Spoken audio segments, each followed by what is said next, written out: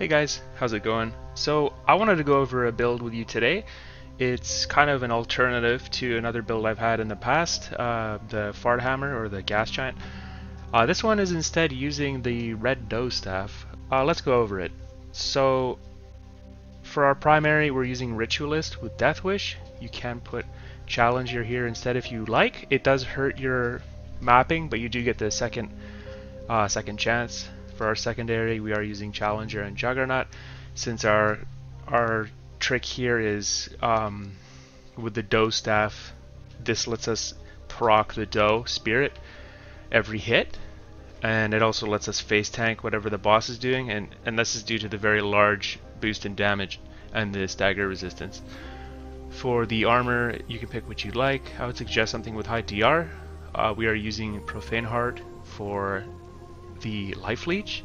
This is important because if we're trying to sustain ourselves, the one thing we want to do is just keep hitting them with the bow staff R2. This is optional, this one here. You can either get melee damage to help you when you don't have Juggernaut, or you can have elemental damage to help you when you're mapping with the dots and when you're able to spam Does non-stop for that extra damage on the ENC proc. And then the melee speed is mandatory, I would say. In order for this build to work, you do need to have energized net coil. The Does are proccing the explosion. We're using Timekeeper's Jewel to help buff that. This is optional actually, you don't have to use Burden, but it does help the melee damage and the dot damage. I would suggest it. The Dried Clay Ring, what this is doing is, when you're mapping, it's allowing Juggernaut to buff your everything else because it's converting the bulwark damage into all damage, and it's just doing that for melee as well. It's a very valuable pick for Juggernaut. I suggest it strongly. We're not self-dotting with this one like we do with Gas Giant, so Heavy Metal Band isn't an option here. And then the last one here, Shadow of Misery. This is 20% dot damage. You can swap this out though. If I would suggest swapping it out if you want to be able to spam charge attacks with Red Doe, because we don't have a way to do that without it. To do that, you would use the Pearl Drake ring instead, which allows 20% stamina regeneration to continue while you're attacking. This will let you loop it forever. Or you can manage your stamina and spec into endurance and Gull Serum, and then I have potency to help with the duration. Those are two ways of doing it. One is finicky, the other one does less damage.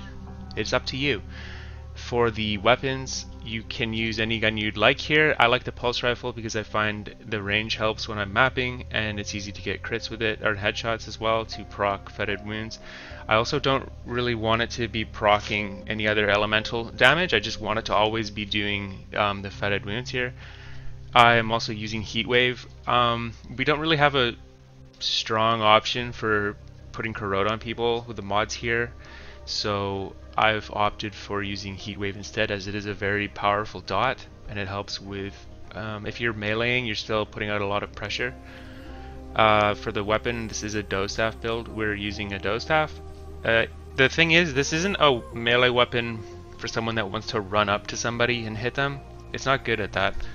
What it's good for is if things come close to you and start to pressure you, you can use this Doe Staff now, and when you do the charge attacks, the Does go out behind them and you can target it at enemies behind them, and it provides a lot of sustain because those Does heal you, and you can also heal your teammates with it as well. And since it's a charge attack, we are proccing Tainted Blade. We don't have 5 stacks, we only have 4 stacks for it, but it's still quite a lot of damage from that. And then when the charge attacks hit, so the Doe hits something, it's a much larger dot than this. We're doing all of that corrode damage as an ENC proc, 20% of it, sorry. So it's very powerful, and it goes through enemies and it can hit multiple enemies. And if you have enough base melee damage, the way to proc it, it says you need to do, well, it's not listed here, but you need to do 700 damage to proc it. That is not base damage, that is after damage modification. So it's actually very easy to proc and get the Doe up. It can sustain itself, especially with Bulwark. Not Bulwark, I'm sorry, Juggernaut, but that too, obviously. And then the last but not least, since we are using Tainted Blade, this gives us 2 stacks of corrosive from the main shot and the nano swarm. The main shot does a ton of damage with ENC as well, and we're using feedback to help With the mod regeneration, because we don't have a lot of mod gen outside of what's on our weapons here. Moving on to the stats, Affliction and Strongback are baked in. Moving over here, we've got Bark Skin, Fortify, the works. We're just boosting our DR since we do want to go up and trade with the staff a lot. We have Kinship because Death Wish will kill us otherwise. I put 5 points into Potency to help because without the Pearl Drake we are reliant on the Gult Serum and having Juggernaut up to sustain that. I am buffing our Leech and Siphoner. We have Swiftness because it's just a good, I like it. Maxing out Vigor as well, and then now this is where it's optional. I picked Endurance because this increases my total stamina. The reason I'm doing this is because Gult Serum reduces stamina usage by 50 and then Juggernaut's like, I don't know, like 15% or something. And this is doubling my stamina. Not, it's getting doubled by those things, but not doubled, but yeah, it is more than double actually. Those points. So it's high value, but the problem is we're missing amplitude, which is kind of painful, especially when we have Vile. So if you end up going with the Pearl Drake for the stamina, I would instead suggest dropping Endurance and getting amplitude instead. You're not really buffing everything on the build with it though. It's kind of just a quality of life. I think it's fine to not have it personally. If anything, I feel like Vile kind of makes mapping not as fun because it just kills stuff that you don't even see.